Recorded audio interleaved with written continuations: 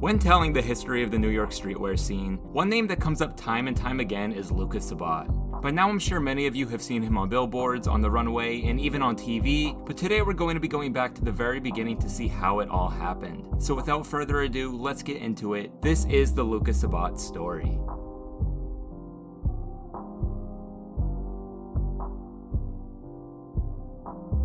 Luka Sabbat was born on November 26th of 1977 in New York City, and it just so happens that both of his parents work in the fashion industry. His father, Clark Sabbat, is a graduate of the Fashion Institute of Technology in New York, and throughout his career worked as a director and consultant for several different brands before going on to release pieces of his own. I'm going to put the link to his website down in the description, so if you're interested, I highly encourage you to go check out his work.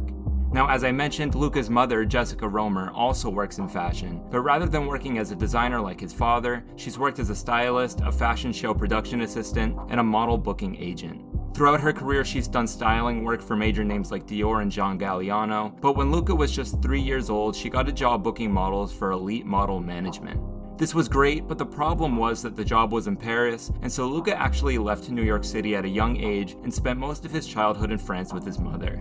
As he recalls, growing up overseas was a formative experience for him, and because of his mother's job, he received a fair amount of exposure to the modeling industry very early on. In fact, many of the models his mother worked with would actually babysit him, and he's joked around saying that this was one of the highlights of his time in Paris. Although both of his parents worked in fashion, Luka saw a different path for himself, and he decided to pursue acting. So at around the age of 14, he moved back to New York with his dad and began attending the Lower Manhattan Arts Academy. The Lower Manhattan Arts Academy is a public school in New York's Lower East Side that offers students the option to concentrate in either theater, music, or the visual arts. And with his heart set on acting, Luka chose theater. Even though he was now going to school for something that he was actually interested in, he quickly discovered that school in general just wasn't for him. And while he did stick with it and graduate, he spent most of his time hanging around in SoHo. So to provide a little bit of context here, SoHo was, at the time, the heart of the New York streetwear scene. The stores there weren't just selling the hottest new streetwear brands, but they also became places for kids in the scene to come and hang out. Now, as he discusses in part 1 of his interview with Kerwin Frost, Luka would walk by the 100 store every day on his way to school, and over time he found himself stopping in, hanging around, and getting to know some other people from the scene. In fact, he started hanging out at the store so much that they invited him to intern there basically as a part-time staff member, and while he had no real intention of working fashion retail, spending more time at the store and getting free clothes was an offer he couldn't refuse. So he was now technically working in fashion, but he was still set on becoming an actor, and in a twist of fate, his pursuit of acting is actually what led him to become a model. As he tells it, his dad brought him to an audition one day, and on their way home they stopped at a coffee shop. This would have been a fairly routine stop had they not run into Anne Noel, who was working at the modeling agency Request Model Management. Noel was a friend of Clark, Luka's father, but this was her first time seeing Luka. Right away she asked him if he was a model, to which he replied no, and then she asked him if he wanted to become a model, to which he also replied no. Now it's not like he was against the idea of becoming a model, but like I said, he was really more interested in acting. Nevertheless, him and his father agreed to meet with Noel a few days later to discuss the opportunity, and Luka ended up signing with Request. So funny enough, even though he signed to a modeling agency, Luka earned his first ever modeling gig simply by hanging out in SoHo. As we discussed, he interned at the 100 store, but he was also a regular at V-Files, which was a store just up the street. We'll talk about this more in a bit, but V-Files was known for carrying all of the hottest up-and-coming brands, so it became one of the more popular spots for these SoHo kids to congregate. One day, Luka was at V-Files and happened to run into photographer Kevin Amato. By chance, Amato was looking for someone to feature in a campaign that he was shooting for an upcoming brand, and as it turns out, that brand was Hood by Air. So yes, Luka's first time modeling was for Hood by Air, and it was all because he was in the right place at the right time. This was around when HBA was becoming one of the hottest names in all of streetwear, so this wasn't bad at all for his first ever modeling gig. Keep in mind that he was now modeling, but he was still in school. He was, however, able to earn school credit by working an internship, and as a sort of thank you for being in the HBA campaign, Kevin Amato pulled some strings and got Luka an internship working at V-Files. So that way, Luka would only have to spend half the day at school and could spend the rest of the day in SoHo. At first, this seemed like a clever way for him to cut class, but as he was about to find out, this would actually help jumpstart his career in ways he never could have imagined.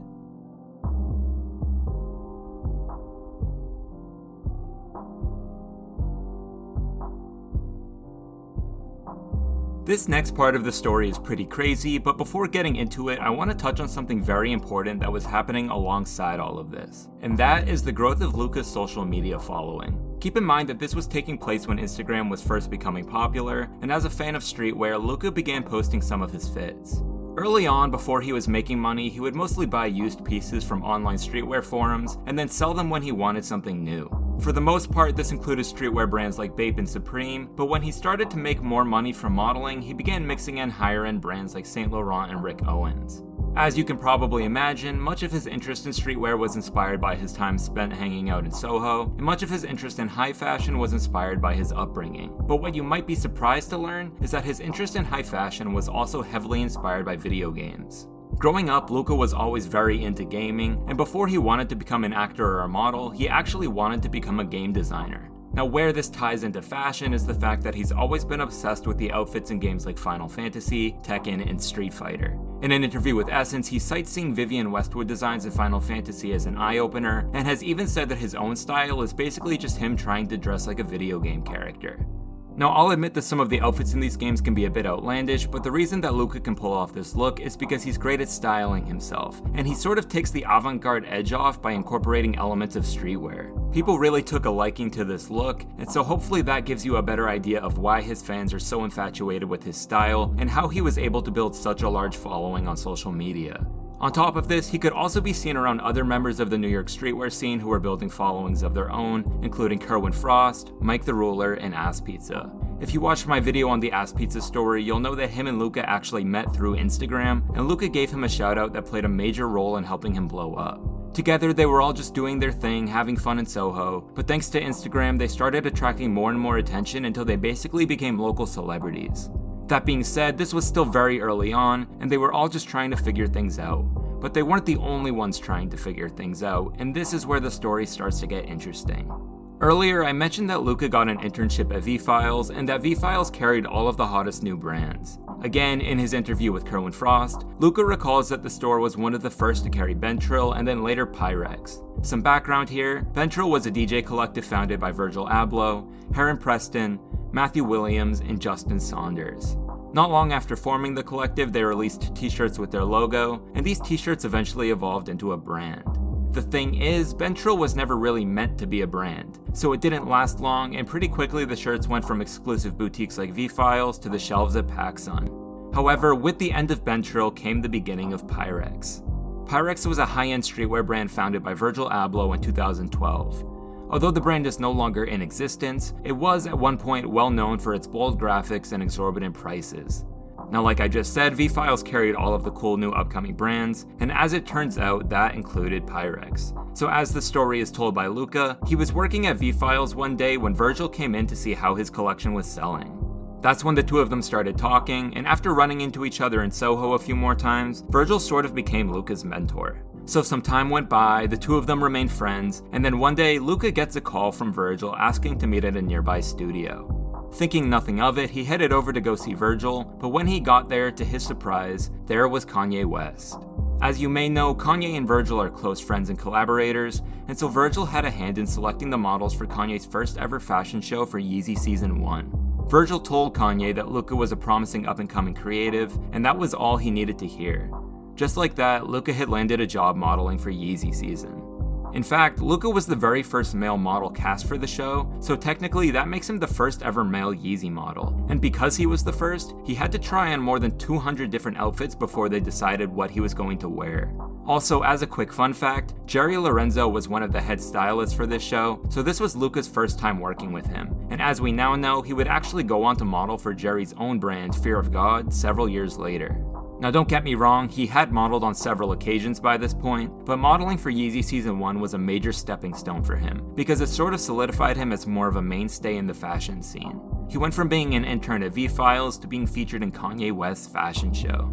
So even though the whole modeling thing was now going great, he's never really been the type of guy that could be tied down to just one thing. As discussed, he had an interest in designing video games, he's talked about launching his own brand on several occasions, he's flirted with the idea of stand-up comedy, and he even ventured into the world of music by rapping under the stage name Lil Toast. This was really nothing more than a joke, but he did actually put some songs up on SoundCloud, and believe it or not, one of them actually features Ass Pizza. I'll put the link to his page in the description if you want to go check that out, but the point here is that Luka has always been a creative, and he pretty much just does whatever he wants. Speaking of which, after graduating high school, he decided to go to college in London so he could learn more about fashion. However, less than 1 semester in, he dropped out.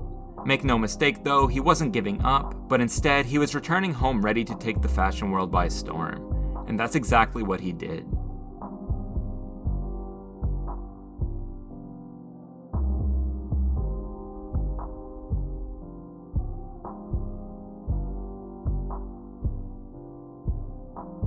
Over the next few years, Luka Sabbat would model for some of the biggest brands in fashion. I'm talking Dolce & Gabbana, Adidas, Calvin Klein, Tommy Hilfiger, Off-White, the list goes on. In addition to this, he's been profiled by the likes of Vogue, GQ, Forbes, and a slew of other media companies, all trying to get some insight into whatever it is that makes Luka so captivating to his more than 2 million followers. Now, even though he's most well known for modeling, we started to see a new side of Luka in 2017 when he decided to launch Hot Mess. Hot Mess is basically a creative company that Luka founded alongside photographer Noah Dillon and writer Curtis Eggleston. They hosted their first photo gallery at Milk Studios in New York, and from there things really took off.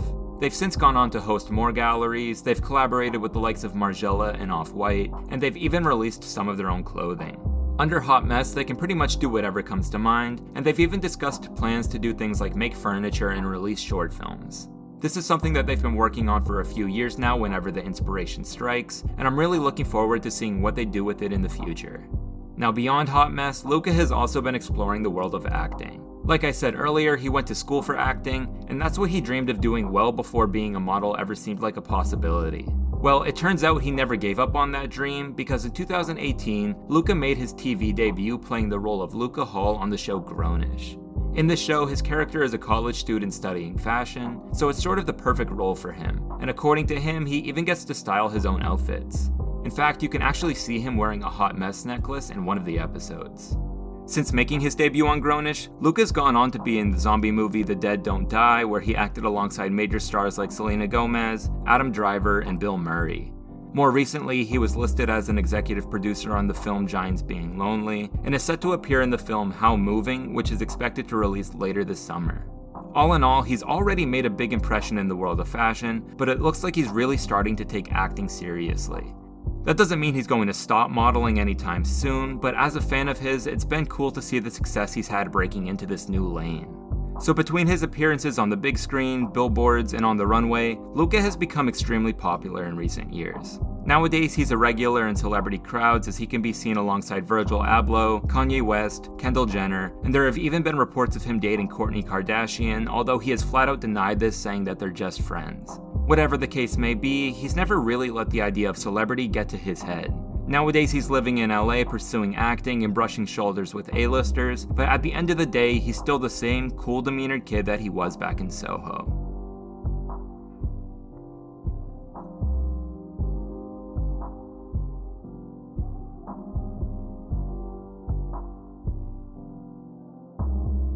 So that is just about everything I wanted to touch on for the Luka Sabbat story. We've gone in depth about how he rose from a theater kid in SoHo to modeling for Kanye West, working for some of the biggest brands in the world, and is now making a name for himself as an actor. Like I said at the beginning of the video, you can't talk about the history of New York streetwear without bringing up Luka's name, and a major part of that is that he's pretty much what everyone from the scene wants to be.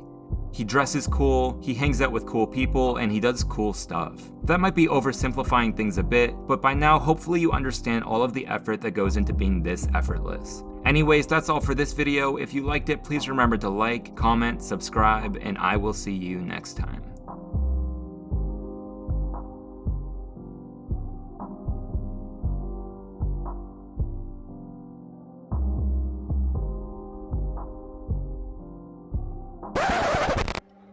Bitch, elevate. Look, fuck the bitch in the room. All of my diamond, they gloom. My diamond, they shine like the moon. My bitches, they come through in twos.